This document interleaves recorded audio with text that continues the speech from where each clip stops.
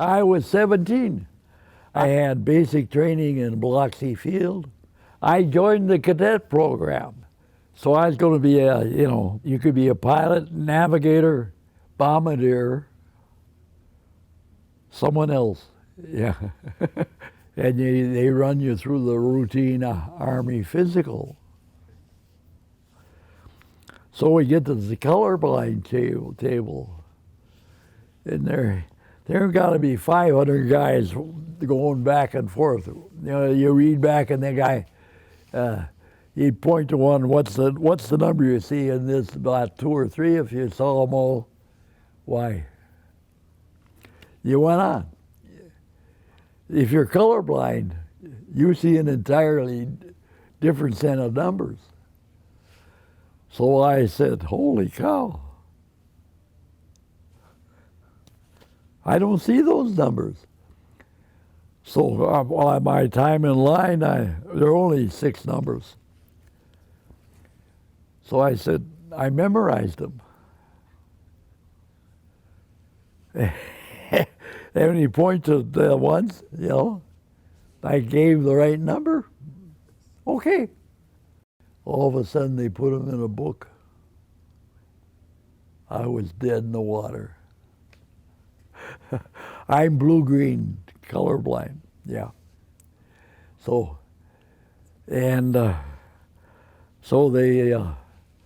cadet said, sorry, you can still fly, but you got to go to the back of the bus. Yeah.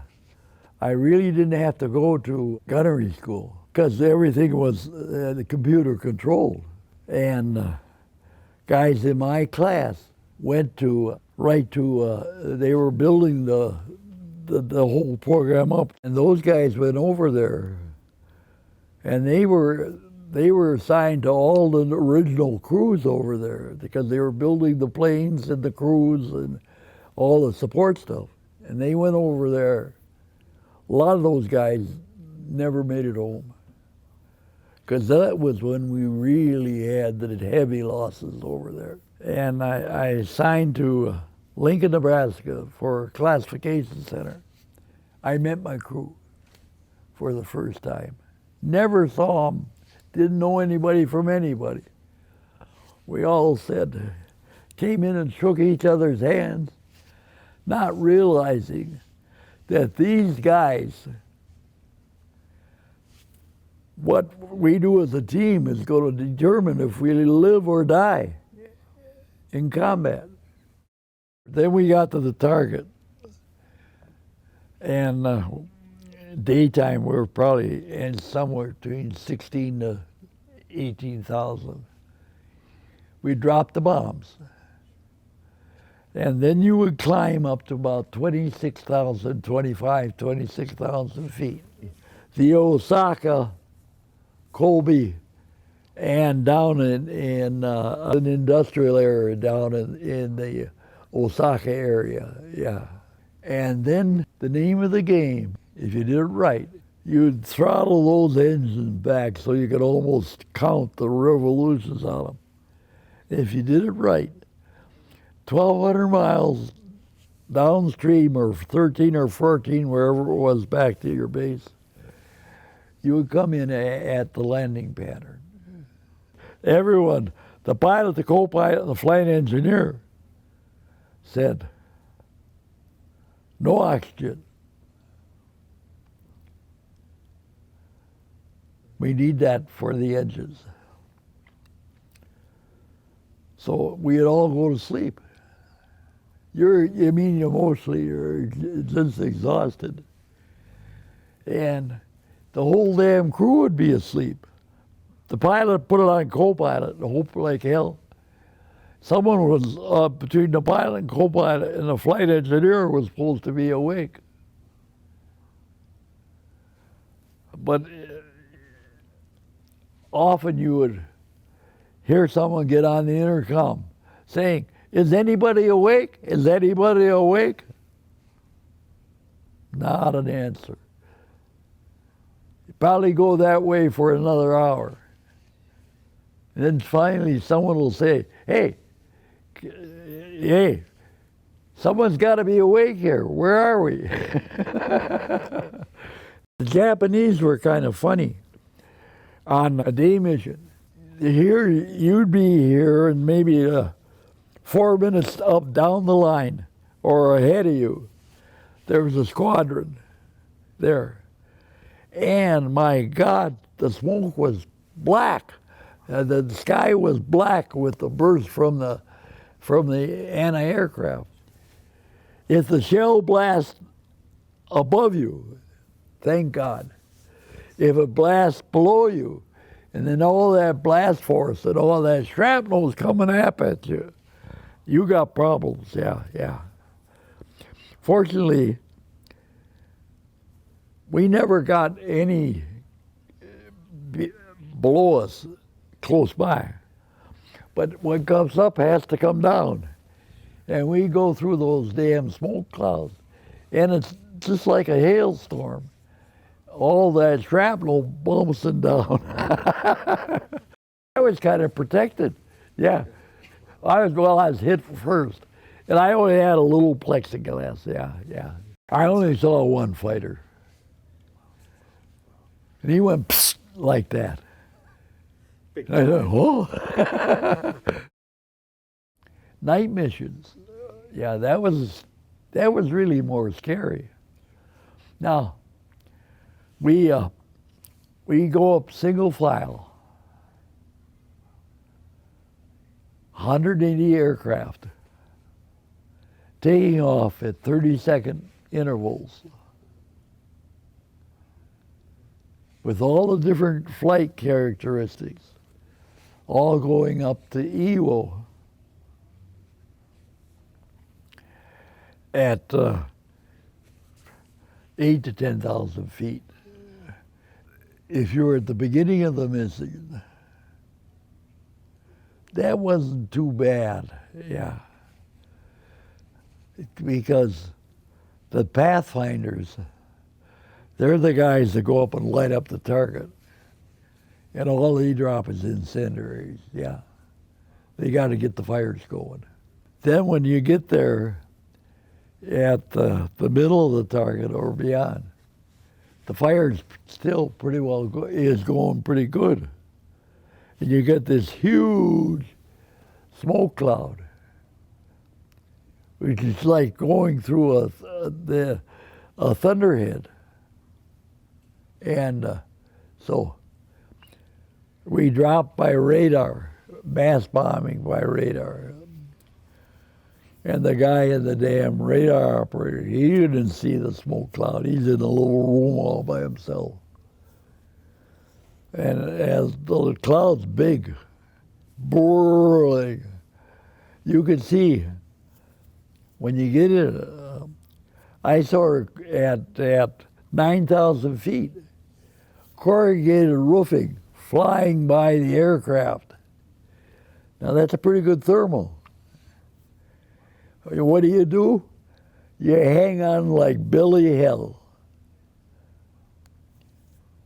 The pilot puts the autopilot on. They both cranking like this, and all their job is to keep the airplane upright. If you ever flipped over, you were a dead duck. Yeah. It's pure hell. It probably only lasts 30 seconds, but it's the longest 30 seconds in your life. Yeah. Just like the infantryman, it's right in a firefight, right down there. Yeah, same difference. A lot of guys broke their backs, broke their arms, did everything, Yeah, and then it was sheer boredom. I don't know if we needed to land at Iwo or not land at Iwo, but we did for fuel. What a hellhole. I mean, wrecked 29s, wrecked everything all around. You had the fuel truck came up and they give enough fuel so you get home. And they would they leave the tank there, and they'd say, "Okay, guys, here's the hose. Here are the pumps on the ground. You get the pumps going. You start squirting the knot." You had to get the guys on top of the wings, because we filled from the top in those days. And fill up, balance the fuel load. Give us a call when you're there. We'll pick up the tanks, and you're on your way. Yeah, we were in Saipan. We were grounded. All 29s were grounded because they didn't want to trigger to the Japanese that there was more coming.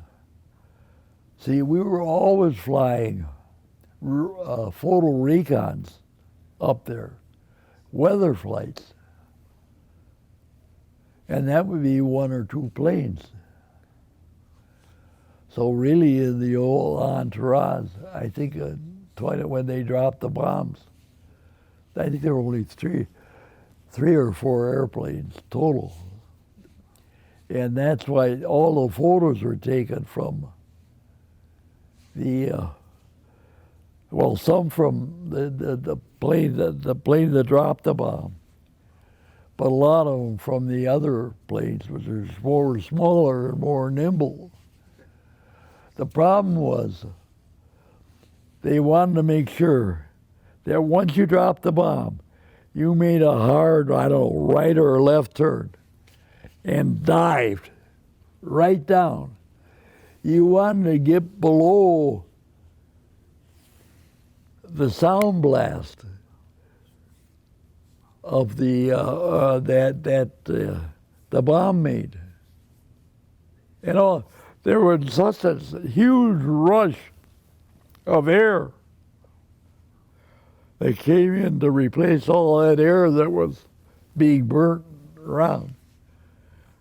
They were afraid that if you didn't do that, you'd be sucked right into the bomb, right into the cloud. Yeah.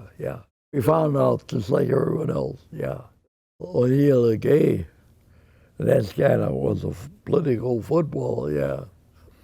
Boxcar here is a much better representative. Yeah. The Japanese, the Imperial Army, didn't want to surrender.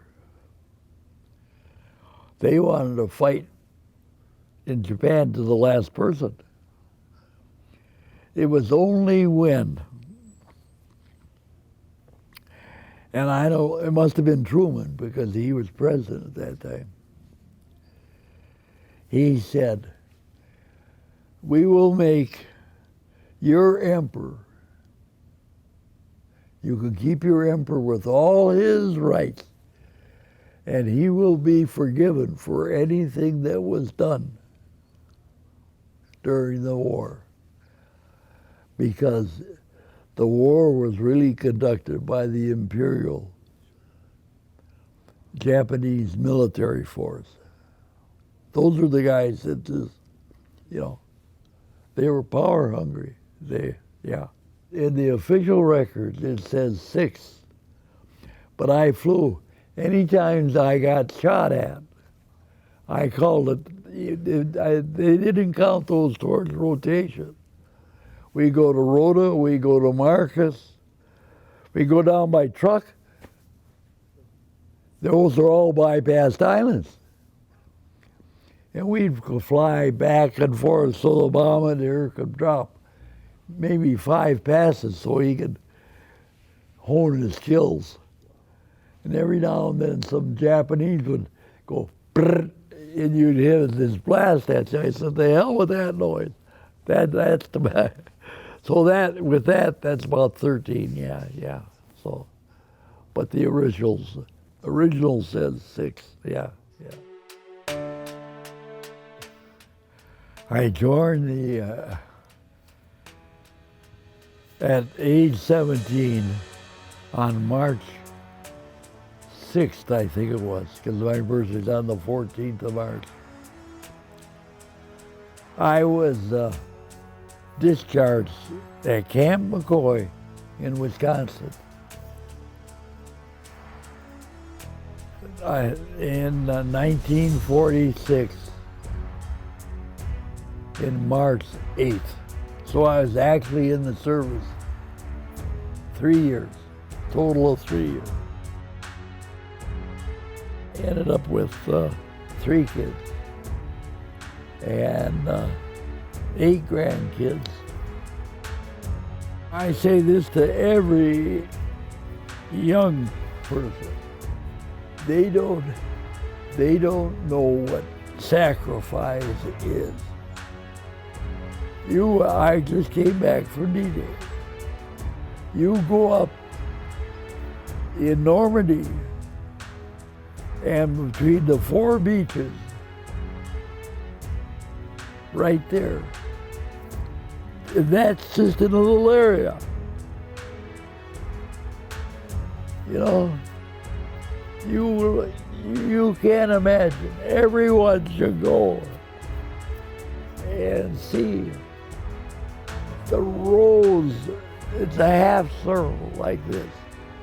And you can look out as far as the eye can see. And you see these rows of graves.